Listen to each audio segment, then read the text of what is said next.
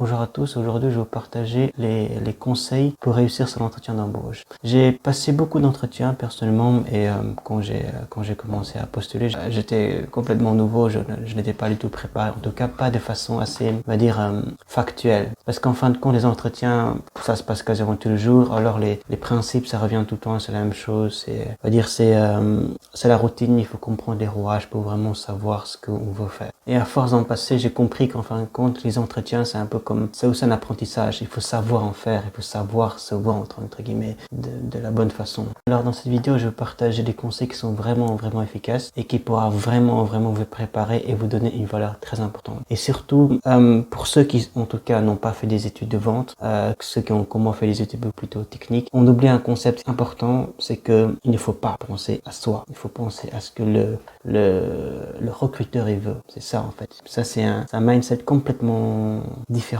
Maintenant, je vais partager les conseils. Comment réussir son entretien d'embauche. Il y a la base, la base qui est que vous devez quand même venir à l'heure, c'est évident. Et vous devez quand même être assez bien habillé, pas besoin de porter le meilleur costume du mariage, mais quand même, venez de façon propre, de façon claire. C'est un rendez-vous qui va vous permettre peut-être d'avoir un boulot à faire. Soyez propre, parfumez-vous si vous voulez, mais pas trop quand même. Soyez propre, une personne agréable à voir, qu'on n'a pas peur d'aborder. Et quand vous rencontrez la personne, toujours le regard dans les yeux, bien serrer la main fermement, donc montrer que vous êtes sûr, vous êtes ferme, que vous n'êtes pas en mode trop peur, ni en mode désespoir, je veux un boulot absolument. Donc ne faites pas peur à votre recruteur. Donc après ça, le script, la parole.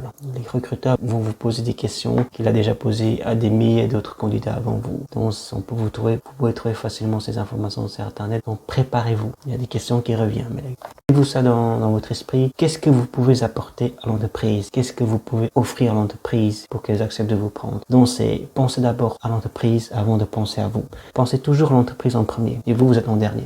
Mon expérience, par exemple, j'ai postulé pour un poste de développeur web et quand on dit parlez-moi de vous, je parle de mon parcours, je disais que je faisais ci, que je faisais ça, mais je fais pas trop attention à ce que l'entreprise voulait. L'entreprise voulait un développeur pour créer leur site web et maintenir et pour apporter des solutions à leurs problèmes. Donc il faut savoir que l'entreprise utilise quelle technologie, il faut savoir qu'elle utilise quel service, il faut savoir aussi connaître son architecture, ses frameworks et tout ça. Donc faites ces études et quand vous dites ok, je vois que vous faites du React et tout ça, c'est un framework de JavaScript. Moi, je connais React, je sais apporter solutions, je peux vraiment vous aider à accélérer votre développement, implémentation. Là, vous aidez l'entreprise. Et quand vous n'êtes pas obligé de tout raconter, par exemple, vous avez raté des examens et tout ça, vous pouvez parler de vous, mais de la meilleure partie de vous. Donc, la meilleure partie de vous, ça veut dire qu'il y a des moments dans votre vie où vous avez réussi à faire quelque chose, que vous êtes content, vous avez réussi à faire quelque chose. Montrez vos succès, ne montrez pas vos échecs, ne montrez pas les parties les plus douteuses. Il faut que la personne en face, elle voit vraiment que vous êtes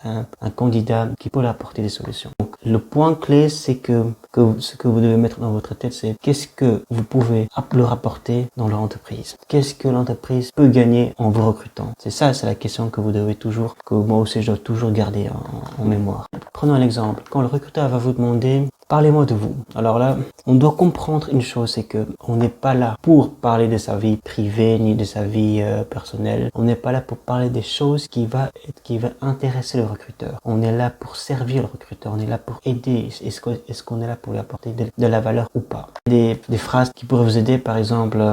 Quand on dit parlez-moi de vous, vous pouvez utiliser la formule j'ai été, par exemple. J'étais dans une boîte où j'ai fait ce genre de choses, j'ai été dans un projet et j'ai fait quelque chose. Donc, vous pouvez aussi utiliser la formule mes qualités sont, mes forces sont. Par exemple, je suis capable de trouver une solution rapidement. Je suis très indépendant, je n'ai pas besoin qu'on m'aide à chaque fois. Je suis très orienté solution, je suis très orienté communication avec les autres parce que je veux être transparent, je veux que la communication soit claire avec mes collègues. Ce genre de choses, ça vous donne vraiment un apport positif. Je sais rajouter en disant que ce que vous cherchez dans le boulot, c'est d'apporter une certaine valeur, c'est de contribuer au développement ou de contribuer à la recherche. C'est vraiment de faire avancer les choses. Vous dites que vous êtes vraiment quelqu'un qui est proactif, qui est dynamique, qui cherche à résoudre des problèmes et vous retourner la question à votre interview en disant est-ce que c'est le genre de personne que vous cherchez? Il faut savoir que dans une conversation, la personne qui pose des questions, c'est celui qui contrôle la conversation. Et selon la question que vous posez, vous pouvez en quelque sorte diriger la conversation dans une direction ou dans l'autre. Il en va de même, par exemple, si jamais le recruteur demande à la fin pourquoi vous et pas quelqu'un d'autre, le principe reste le même. La question c'est que qu'est-ce que vous pouvez leur apporter sur la table? C'est ça qu'ils veulent.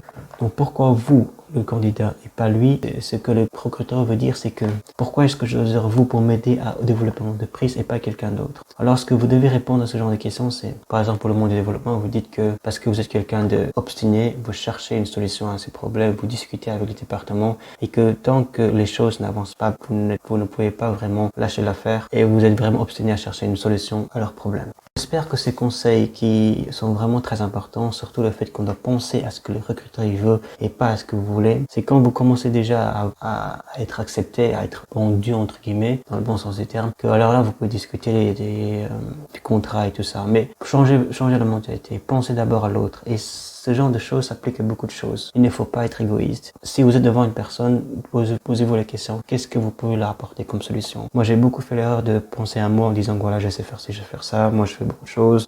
Je touche à tout, entre guillemets, voilà. Mais ce que le recruteur il veut, c'est quelqu'un qui permet d'aider dans une fonction bien précise, un développement de leur site web avec du JavaScript ou du .NET et tout ça, par exemple. Et est-ce que moi qui dis qu'il touche à tout, est-ce qu'il est capable de faire ça? Et de faire ça assez rapidement? Ça, c'est la question. Alors là, vous devez vraiment jouer leur jeu, dire que voilà, oui, je suis capable parce que j'aime beaucoup .NET, j'ai fait des recherches, j'ai mon document, je suis capable de travailler et de tester de façon autonome. Je m'adapte très vite, je parle beaucoup avec mes collègues. C'est ça qu'ils veulent entendre. Est-ce que vous êtes capable ou pas de travailler dans la poste qui va vous donner. J'espère que tout ça pourra vous aider dans vos entretiens et je vous souhaite bonne chance pour la recherche d'emploi et on se retrouve la prochaine.